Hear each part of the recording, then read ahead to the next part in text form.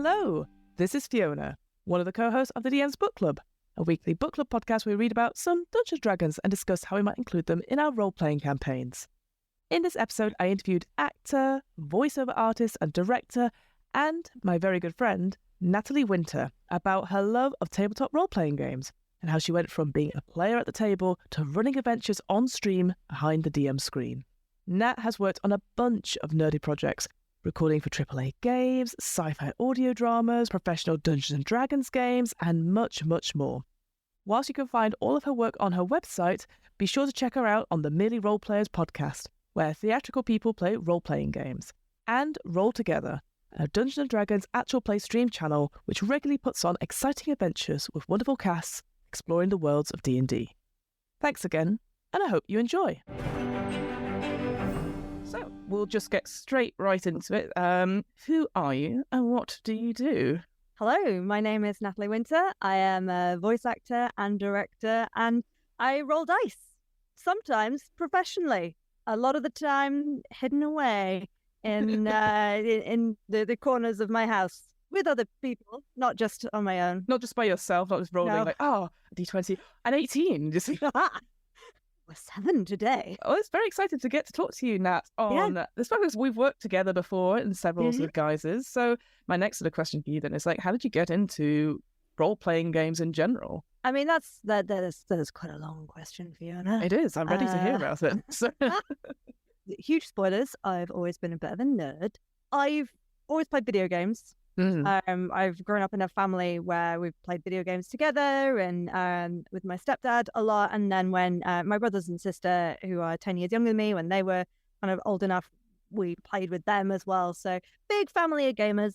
And I actually, my first sort of role-playing game experience, I played Star Wars Galaxies way back when that still existed, before World of Warcraft came out. Damn. I know. I was on a role-playing server for Star Wars Galaxies.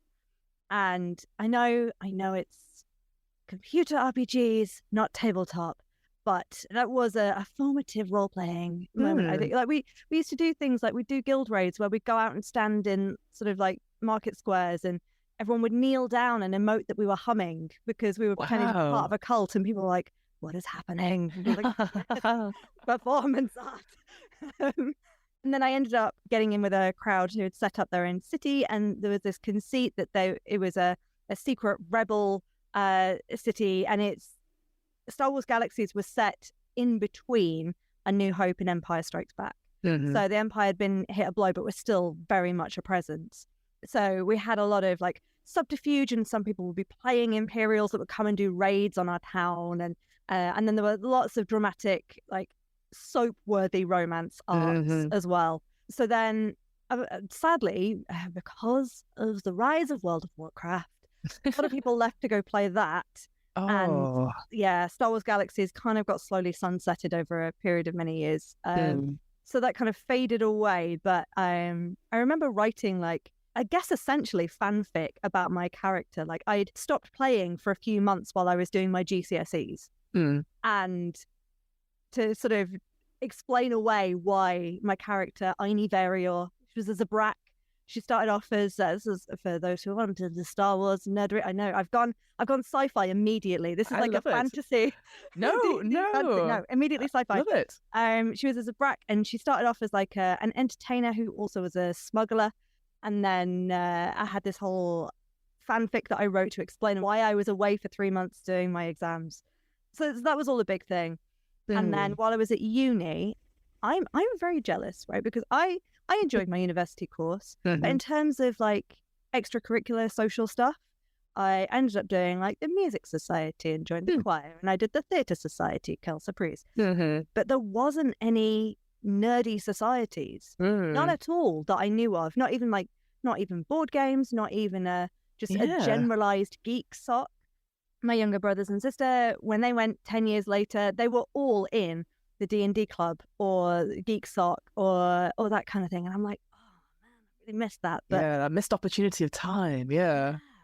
I had a lovely time, but I think there was one other nerdy girl on my course, and I glomped on her And but we had this rivalry because she was a World of Warcraft player. Oh And I was a no. Star Wars Galaxies player. Oh no. And now they're trying to jump me. Yeah. So anyway, I had some friends that went to other unis that played D&D. So my very first session of D&D and tabletop role-playing games in general was at uni. And it was just a little one-shot. And I think I was playing an extreme lawful good paladin where I kind of laid into the ridiculousness of like lawful stupid. Yeah. And that was silly fun. And then again, leaning into the sci-fi side of me, a very good friend of my husband's used to run one-on-one D&D sessions with him when they were kids. So he came and he ran a Star Wars role-playing game one-shot for us, which was fantastic. And I remember we were hosting it at mine. And again, I think I was playing my character from Star Wars Galaxies. I was playing a smuggler. Of course. Yeah. And my little brothers and sisters, who were like 9 or 10 at the time, crashed. And they were like, "What are you doing?" And they just came in and started watching. And we're like, "Oh, what is that?" And I can't remember what we were doing. Some kind of heist thing. And my sister was like, "Can I be a Wookiee?" And the DM was like, "Yeah, of course." And she was like, "Great." Rah! And just took over. Oh, beautiful. So, yeah, it was great fun. So those are my sort of first experiences of role-playing games. But I've mostly been a PC role-playing gamer for the longest time because, again, university, I didn't have my peoples. And it took me until about 5 or 6 years ago to find my peoples and start rolling dice again. I completely agree. There wasn't anything. We had our version of sort of Geek Stop was the Doctor Who Society, and we just took everyone else in, and then eventually we did a general sci-fi one. But there wasn't any board game society as far as I can remember, and definitely wasn't a role-playing society of some sort. Like it was very much like music or film based things like anime, all that sort of thing. But there wasn't anything in between. But obviously, like now, like you said, I think with the rise of twitching actual plays and stuff, people are like, oh, we can play these games. They're not hidden away, but they're more in the zeitgeist and stuff. God, I am very jealous of your siblings being able to. Like, that's so cool. I think what you say about the zeitgeist as well is, I think there's more of a trend in Gen Z to, yes, drinking culture, but also sober socials as well. Yes. One of my brothers when he was at uni, was a member of the Sober Social Society, and they would just go and do lots of really fun, nerdy stuff. Play board games, play video games together, play D&D, go out on trips and stuff. And it was just about having friends and doing stuff that isn't getting pissed. Oh my God, that sounds like a fucking dream. I've got to be honest, that sounds amazing. Yeah.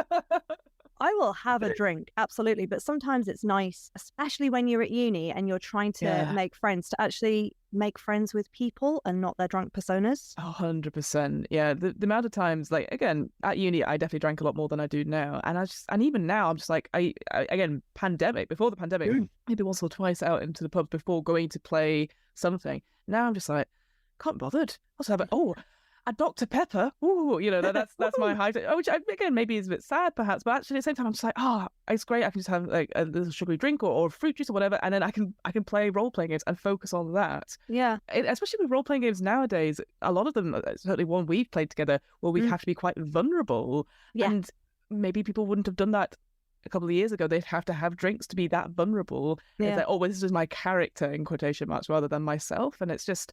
Yeah, I'm thinking of the 3 games we've played together, obviously, like The Between, Zaber's Bed and Breakfast, and Sleepaway. I mean, all of them I cried in.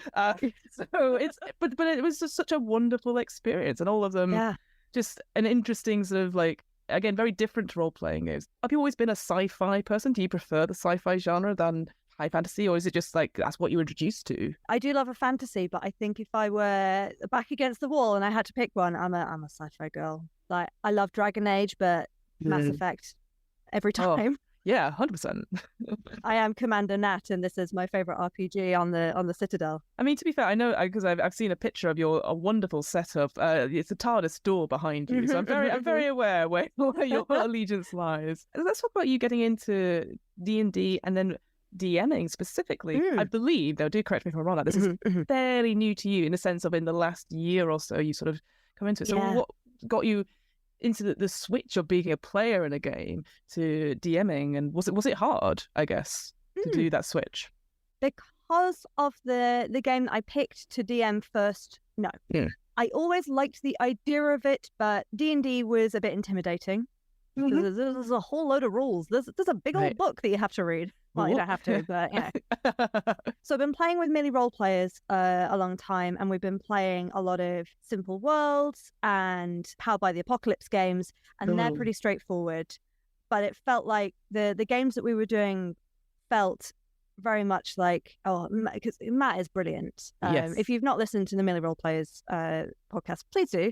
Yes, please. Here to advertise that. But Matt has a wonderful sense for things, and a lot of the early games, especially with Millie role players, he was making up those rules. Like he was using the Simple Worlds format, but he was coming up with like, what are your stats and how does this work and how does this work? So that was fantastic to be a player for. But I sort of was after something that I didn't feel I had to be quite as involved in to get going. Yes. And then Josh, another Millie role player, started running a game of Lady Blackbird. Oh, great system. Love that. Which obviously I know is like quite an old game now, and loads of people have done a run of it. And I don't know how many times you've played it, Fiona. I've played it once, but what's great about it is it's just all set up. It's all there for you. You know point A, B, and C, so it's such an easy one to introduce people to for a night. And then there's like, I know there is like 2 sequels on top of that, which I've not played. But no, I've not. But also for free as well. They're just out there to just try. And you're like, oh my God, yes, absolutely. I would recommend anyone look at Lady Blackbird, especially if you love Firefly, because that's the vibe of the entire thing. Yeah, pretty much, yeah. Sci-fi Western, that's your vibe. But yeah, so Josh was running Lady Blackbird for us. And I was like, you know what? Yeah, I feel like this is something that is much more manageable, and it's a little bit more ephemeral on the rules. Basically, it's so rules light that you're having to make it up as you go along anyway. So I felt like I wasn't going to break anything. And even if I did, it was actually a world where the world was waiting to be broken by overpowered people. 100%, yeah. When you played, Fiona, how many sessions did it run for? We had to do it in a night. I think I was playing the captain, so I was like, all right, come on. I had to move people along a little bit, but we got it done in a night. I think from my, it was a long time ago, I'll admit. Yeah. See, it does claim to be a one shot. I was gonna say, how long did it take you? Well, the session that Josh ran, I was also playing Captain Cyrus. Yes, which I really enjoyed. Yeah, but we didn't finish it in the end. We had a bit of a long hiatus, and then notes were lost and that kind of thing. The classic sad tale of TTRPGs where they end because they end rather than the story is finished. Go out with a sort of ember rather than like a bang. Yeah. I think we'd ran at about 6 or 7 sessions and had not finished. Oh my God. So when I ran it, for my group of friends, including my husband and a couple of friends who lived nearby and our neighbours at the time, we ran it for 11 sessions. Whoa, double figures? Yep. Damn. But I really wanted to, like, they were a group that really embraced the role play, really embraced the character archetypes. We had a lot of like silly banter and exploring the world. And I was asking them as well for what does this look like to you? What does this element of this world do you want to add? And we were kind of doing a lot of building together. So whilst it claims to be a one shot, it could be something much bigger. So that was the first one I DM'd, and I really enjoyed it. And from there, I sort of was like, you know what, I feel ready to take on something a bit more meaty. Yeah. So, I got myself the DMG and started reading. So 11 sessions. So you said you've got your partner obviously involved, who obviously, it sounds like, again, maybe interpret it, is a nerd. The same as... Controversial, but true. Controversial, but true. But you've got your neighbours in as well. So what was it like? Yeah. I assume they... I didn't play role play. Oh, you didn't know, and you. No, they did. They did. Okay. We this is a classic getting to know friends story. They lived above us in a block of flats, and their bathroom accidentally leaked into ours. And in me kind of awkwardly posting a note under their door, and them awkwardly leaving us a bottle of wine to apologise whilst we were fixing things, they bought us a bottle of red wine. And Chris and I don't drink red wine, so I said, "Tell you what, why don't you come downstairs and drink it with us?" Drink it for us. And we ended up just hitting it off straight away. They're both nerds. The lady works in video games as well. The guy works in TV but does lots of LARPing and plays lots of video games. So he and I bonded over swords, and we actually knew someone that she worked with, and they already played D&D, so it was a very easy friendship. So then, on top of that, so you had people who were experienced in D&D or role-playing games. So, like, how was it that first session? Then you knew what you wanted to do, but then, like, was it? I guess, was it nerve-wracking? Did you just thought, "Fuck it, go for it"? Like, what was that experience? I guess generally, it wasn't that nerve-wracking because it was a group of friends I trusted that we'd sort of we had that rapport anyway, and I didn't feel any pressure to get things right because none of them knew the system, and the system is barely written, like rules-wise. So it was relatively simple. The one thing that I possibly might have curtailed earlier on had I known, my husband. I love him very much. He's the kind of guy that will look for any possible loophole, any possible way to screw over the. He's that kind of guy where if you're like, right, I'm doing D&D, and I've set up this encounter, and I've set up this world and these rules. He is the guy that will look for the way to dick you over. The fuck around and find out type of person. Exactly. Yep. My partner is also very similar. Great, and that's lovely for people who want to play TTRPGs that way. I don't necessarily see it as a me versus them. I see it as we're telling a collaborative storytelling experience rather than we're playing chess. So he was playing Snargle, the goblin pilot, so for those of you who are not familiar with Lady Blackbird, Snargle is essentially the Wash from Firefly insert, but he is a goblin, and goblins have this ability to change shape, or not necessarily like a changeling shape change, but like stretch and push their bodies a bit more to the limit. That was it, yeah. And he decided that there were some guards running down a corridor towards them. He decided that he wanted to, a la One Piece, like Gomu Gomu in her hand, all the way down the corridor and just kind of create a wall with his hand to just stop them. And I was like, that's cool, that's fun. Little did I know how much, by allowing that, how much abuse would happen a mile later. Yeah. I guess for what you said, that they didn't know the rules, so you felt more in control. That is exactly the reason why I started What Am I Rolling? Because I came into it doing D&D, and I was so nervous because I was like, I love this, I want to do more of it, and the idea of like, well, we're only going to meet once a month, and I was like, well, that's not enough, And then I was like, but everyone knows the rules. There's, it's put down a monster. It's like, oh, it's this. Oh, it's got this AC. And I was so nervous. And I was like, well, why don't I just run games that nobody else knows and nobody can say anything otherwise? And that's how I got into it. And it's been fascinating to hear people being nervous to do DMing because people know the rules. And I've just decided now, like, one thing I'd tell myself back then is like, just do it and do D&D. And as long as you are honest at the beginning and say like, I don't know the rules, please correct me, but don't do it in a way that's being a dick. Just give me that chance to. Because it gives people a chance to play in a game that's very different style to their own. It's not going to be the same GM, it's all the DM, So it's so... And again, and maybe it's because I'm very aware that a lot of actual players that I listen to, they're mostly, male-presenting DMs, and they're like, oh, it's a wealth of knowledge, and I'm going to be performance now. And coming into that, going, I love this, I want to do more of this.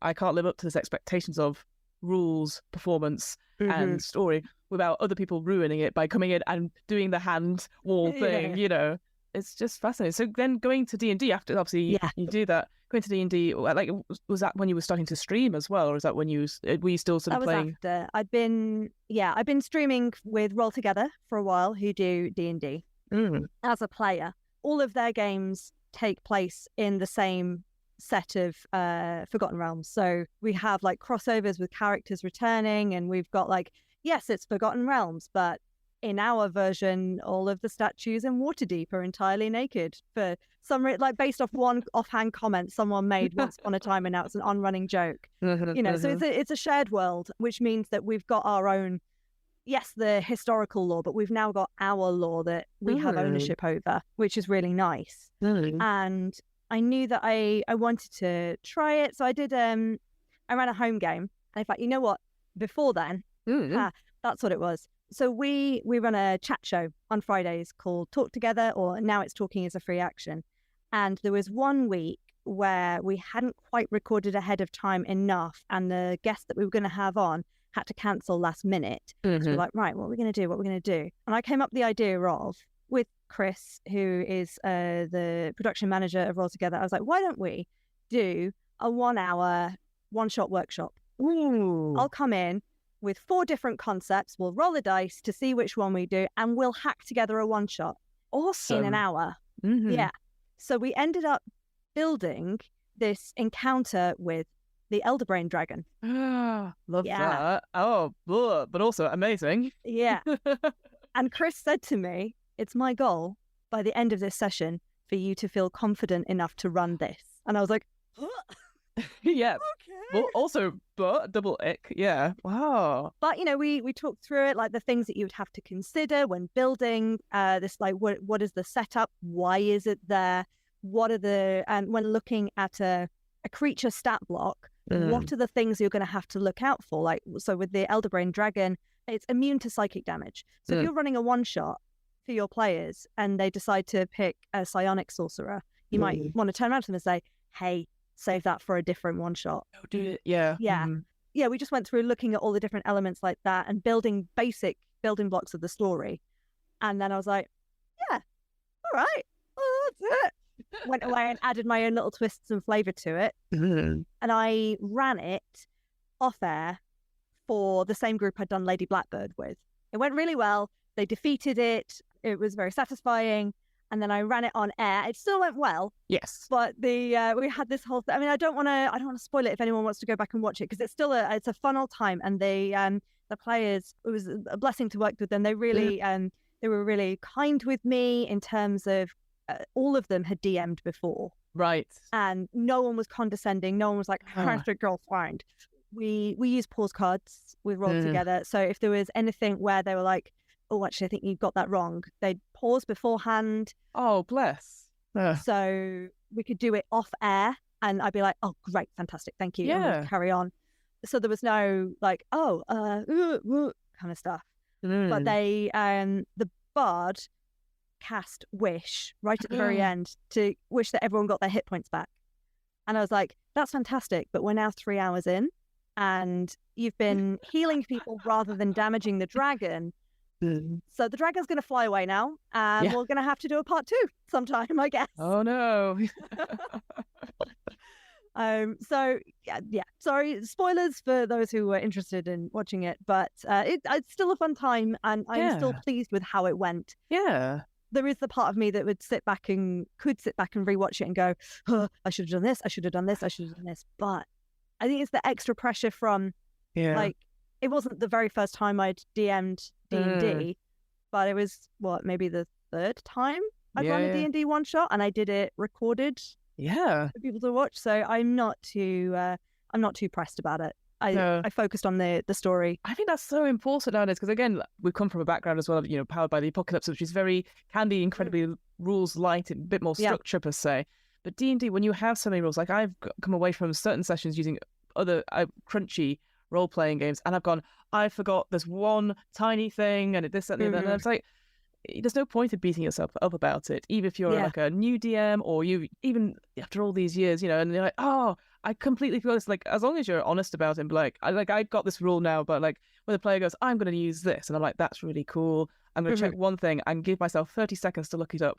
And it used to be a lot harder when you had books. Obviously now you got D&D Beyond, so it's a little bit, now I'm like, after 30 seconds, I'm like, okay, my gut instinct is this. I can't find it, so I'm just going to go with that. And if I'm wrong, I'll look it up at the end of the session, because I have to know. But if I'm wrong, then we'll sort it out next time. And then people are like, yes, okay, sounds good. And it's like, I love that idea of using those pause cards, so it doesn't feel like not that it would be, but like a personal attack when somebody interrupts and goes, actually, as you said, the pause card, perfect way of doing it. Just like, it's just to say this. And you're like, cool, thank you. And then you just carry on. And it's just, I wish work had that, proper meetings, just to pause it and just be like, it's not an attack on you and what you're doing. I just think you need to know this information. And it's like, great, perfect. And just removes all that emotion from it. Especially with streamed games, because there is that element of performance on it. There can be that panic, that level of everyone has an ego, and the little baby ego needs protecting sometimes. But if you can, to the best of your ability, go into that sort of situation,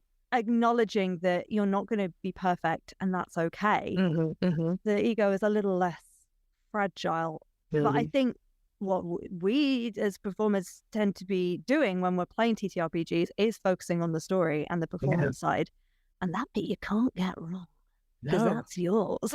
It's incredible, isn't it? Like, you're like, what? This is me? And you're like, Yeah. yes. This is what's happening. With your, obviously, background, I know, obviously, being a voice director for several video games and stuff like that, I don't know how to phrase this properly. Obviously, there must be transferable skills both to RPGs and back and stuff like that. You pretty much started at the same time. I've got that right with role-playing games, or were you always working voice stuff before going into tabletop RPGs, if you see what I mean? Yeah, I've been working as a voice actor for 9 years now.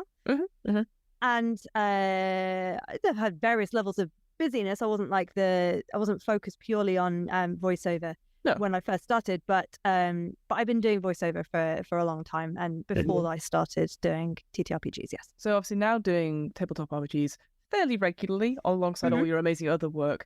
Do you find it's easier now for you to come up with a player character or an NPC because obviously you're directing people to come up with stuff, or do you find it harder because all of your ideas have gone out into the world, if you see what I mean? Like, no, my ideas. In a way, a mixture of both. Like, sometimes it is harder because I've done quite a few one-shots, not just with Roll Together, but like with you and with the games with mainly role players, but the other like off-air games as well. Like, I have my pool of characters, and I have recycled some of them because sometimes if you've got to come up with 2 different characters for 2 different one-shots that are in the space of a week and they're in different places, then they're going to sound a little bit similar, or they're going to come from the same family somewhere, right? Yeah, but I think having that sort of the background of absorbing stories helps. And I mean, like, what D&D player doesn't sit there and watch a TV program and go, I wonder what class they'd be in D&D. How would this work? You just reminded me, because I ran a little while ago, I ran Good Society, which is like a Jane Austen thing, and you create your own sort of characters, but then you have a secondary character that is like a connection to other people. So it's the idea is that you can be other people in other scenes, essentially. And every player always creates 2 characters, and so they'll take one from another player, and then all the leftover connections get sent to the facilitator, which is me. I had 3 younger sisters and an aunt, and they all sounded the same. Because I was like, they're all very similar. They're all very, they're all aspirational. I was like, yep, they're just going to have the same voice. And hopefully they won't be in a scene all of them together, because that would be really awkward. But everyone was like, oh, that's really funny. I was like, but that's fine. And I was very much happy to be like very honest about it, because I was like, guys, I am literally a foil to your amazing, wonderful characters. And, it's a Jane Austen thing. Of course, you're going to have like the little sister who appears and then disappears and goes off with Bingley and all that sort of thing. So. I mean, but in that situation as well, if you've got three young eligible ladies from a upper class Regency household, they're going to have pretty similar voices. Yeah, that's what I thought as well. It's not like you can randomly make one Scottish or Northern to help you differentiate. Although that would have been amazing. Amazing stretch of my non-existent accents to go and do them all. Is there been a particular either one shot that you've run like D&D, or other game that you've run or been a part of that you've gone, I love this, or like there's something about it that just made you like, you always think about it fondly, if you see what I mean? I was really proud of Nexus, which I ran for Roll Together, which is a 4-parter that was inspired, going back to sci-fi again, inspired by Half-Life. Great. I brought Half-Life to Fantasy Worlds, and it was an idea that had been ticking in the back of my head for a little while. Like, how would this work? I mean, it's not just Half-Life; it's also inspired by Portal and BioShock and all of those games where sci-fi done gone bad, and now you have to shoot things. Science done gone bad, not sci-fi done gone bad.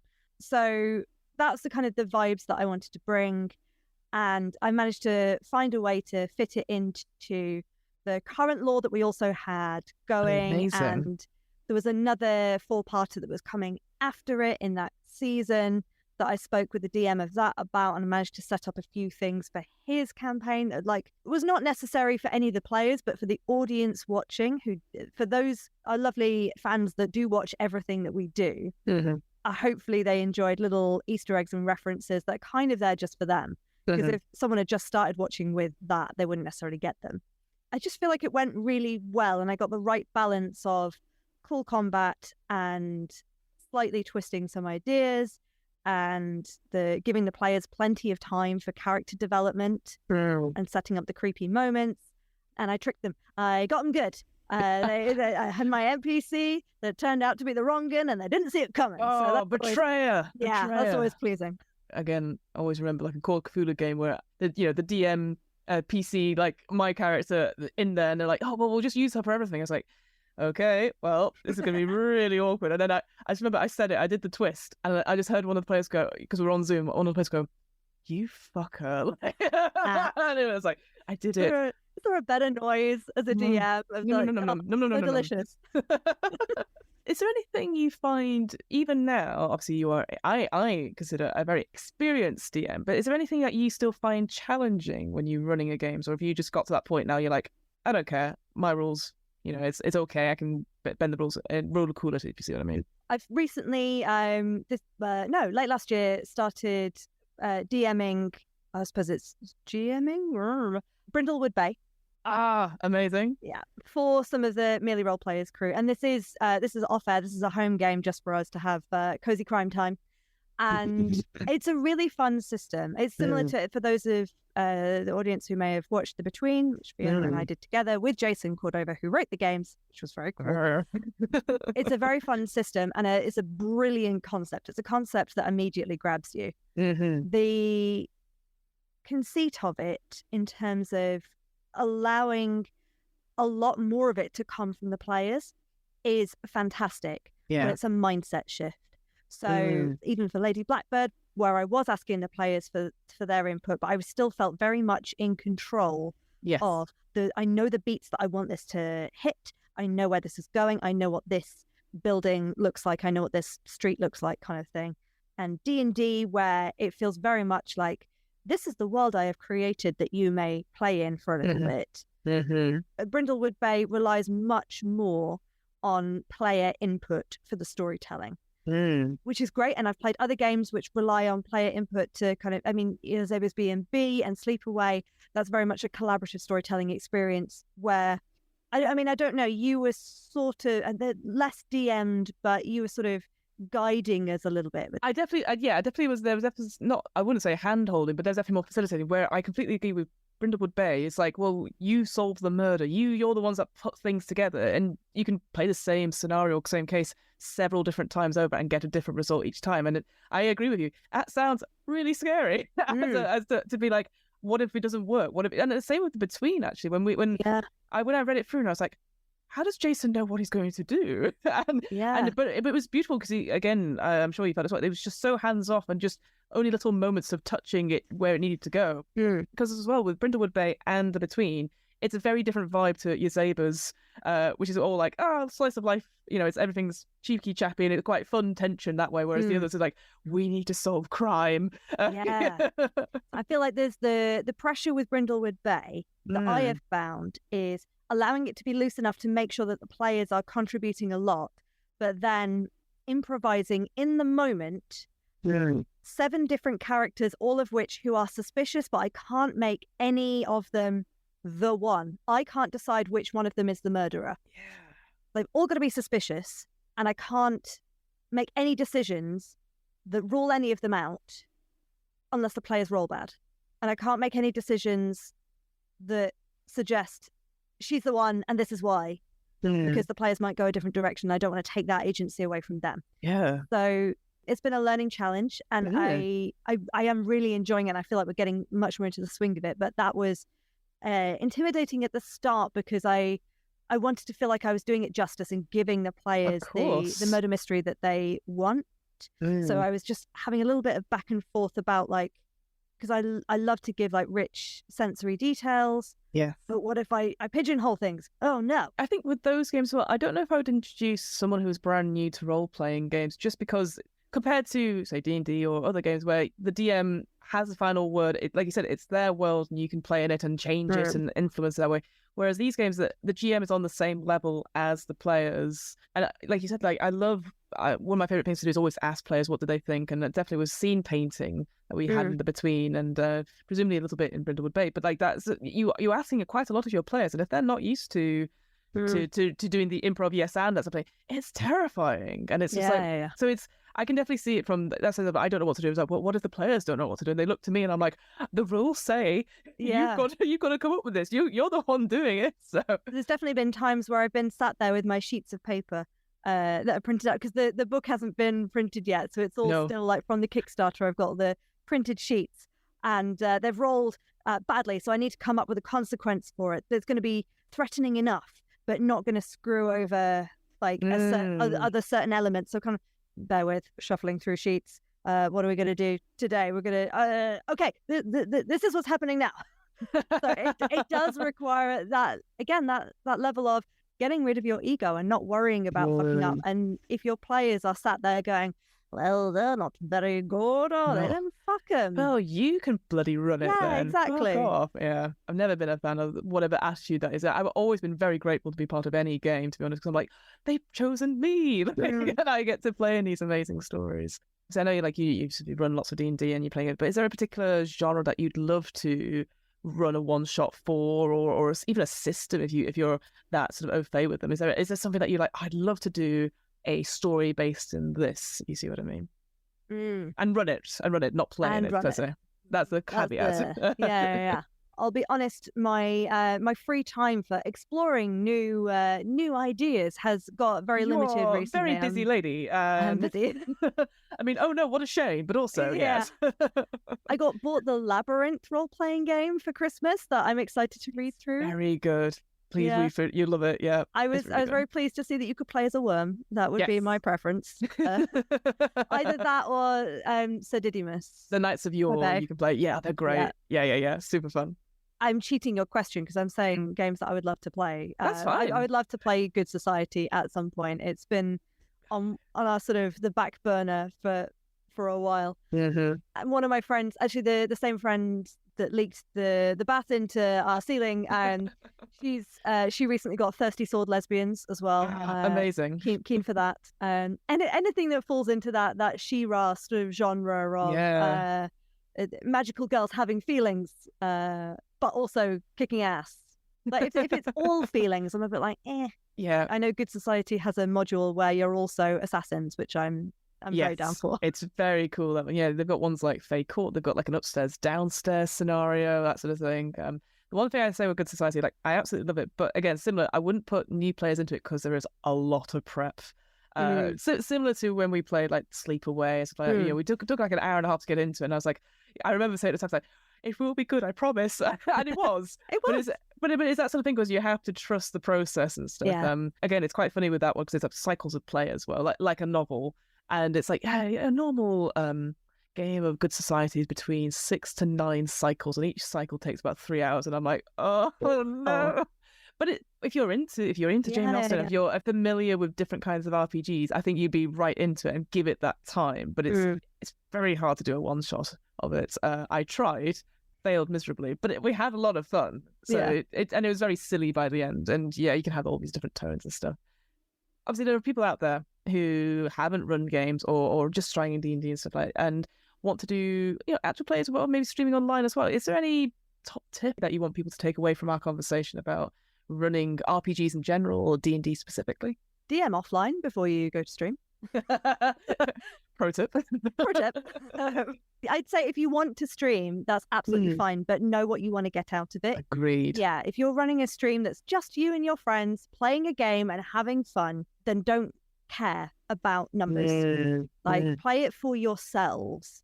However, if you want it to be bells and whistles and people have to turn up at a certain time, people have to turn up to play every week, pay people. And I know that's difficult. It's real difficult. But, work on like, okay, well, you got to think about who is our audience going to be? How are we going to get money? Are we going to get sponsors? Are we going to go through Patreon and things like that? If you want to try and treat it seriously, then treat it seriously. It is a business choice that you're making. Otherwise, just stream it online for fun, but don't be an ass about it and acknowledge that people have lives. I've been fortunate to never run into issues with anyone I've been working with, and there's always ever been like, oh, I'm afraid I can't do this session. Yep, no worries, we can get someone else in, or no worries, we can delay to another date. Even with the stuff for Roll Together, which is sponsored, so it is paid, there's still always that leeway of, I'm really sorry, team, I can't record tonight. That's okay. We'll figure something out and make it work. But I've heard horror stories of people being just assholes. Yeah. So step 1, don't be an asshole. Step 2, know what it is that you're trying to do if you're streaming online. in an age where we're struggling to pay artists for stuff, and we're relying on AI art, you know, it's a bit like it's you know, it's a scary time and stuff. But yeah, I completely agree. Like if you've got the funds but being honest about it, like, and I completely agree. I just wish more people would be like, I can't do tonight, and just be upfront about it. Well, there's not going to be any repercussions for it. We could just plan a little bit and just make sure everyone's comfortable playing and not playing for the wrong reasons and stuff. And so completely agree on that front. Scheduling and planning well in advance also helps with that. Like if you record 6 episodes before you even start releasing, that gives you a buffer window. So if you do want to be regular with your releases, then it gives you extra time to relax about it and catch up. Yeah, that's what I currently have with DM's Book Club. I've got quite a few, so I'm like, great, working on many other projects I've got going on. Yeah, you do so many things. I do. It's I need to do a newsletter. That's my next job. But Nat, thank you so much for spending your evening. Like, you're such a busy lady, running role-playing games and doing an incredibly cool job and everything like that. My final question is, like, where can we find your work? Is there anything that's coming up that you can talk about? But where can we find you online if you've got social media? You can find me on Twitter and Instagram under @WinterNatters. That's like the season, and because I talk for a living. I don't post super regularly, but I try every now and again. I'm like, oh, I should do social media. I try and shout about the stuff that I'm doing, a mix of TTRPGs and then my role world work. Let's see, Ravenbound came out, which is a video game that's like a roguelike in a Viking-inspired fantasy setting. I'm pretty sure I'm allowed to say that I'm one of the different player character voices you could encounter.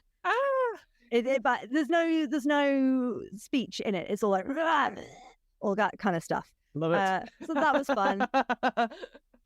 I mean, I guess the biggest thing that people listening to this might be interested in, that I'm currently one of the directors on Baldur's Gate 3, which is very exciting and so exciting. Fun. Oh, when you put that on Twitter, I was like, no fucking way. I mean, you are so talented anyway, but I was like, that's so fucking cool.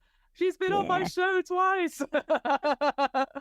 And not to diminish my achievements, but I am like one of a team of many directors, because there's like, funnily enough, it's a big old game and there's a lot of voiceover and mocap to record for it, so they need a lot of people. But it's cool because I know you. I'm like, I know that person. I don't know any of these other people, but yes, they're very good.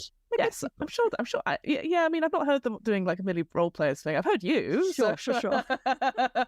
Oh, that's very cool. And where can we see you DMing if you're doing any more DMing? So you can go on Roll Together's YouTube channel. So look for Roll Together RPG, and you can search for Nexus, which will be on its own little mini playlist. And under the One Shots playlist, there will be, if you look through, Sleepers of Silverage Part 1 and Part 2 are the Elderbrain Dragon combat that I talked about. They do stream on Twitch like Mondays and Tuesdays and Fridays. On Fridays, I tell you, it's sort of like DMing. I'm one of a few different hosts of Talking is a Free Action, which is our talk show. And we kidnap people, characters from our various games, and we run them through, basically it's the Crystal Maze. What? Amazing. I play one of the question masters in that, so it's a mix of like just general chatting, like we're doing out of character, and then I'll hop into DM mode and I'll be playing the Illusionist, and she's a little bit psychotic and has her temple of truth that people have to. So that's more like DMing, but also being in character at the same time. Hey, you got to read that Labyrinth book and use some of those. I know. I do. They have perfect stuff for it, so it's worth it. we are due for a bit of a refresh on the questions and rooms, actually, because people keep coming across the bear trap. So and they know what happens. Yeah. Thank you so much, Nat, for joining me. It's so cool to talk to you, and I hope we get to do another project again soon. Whether it's another, I'll probably get Jason back for something else. I'm like, please run something else, because that'd be great, and we'll hopefully do another mini role players thing. So thank you so much. I look forward to it.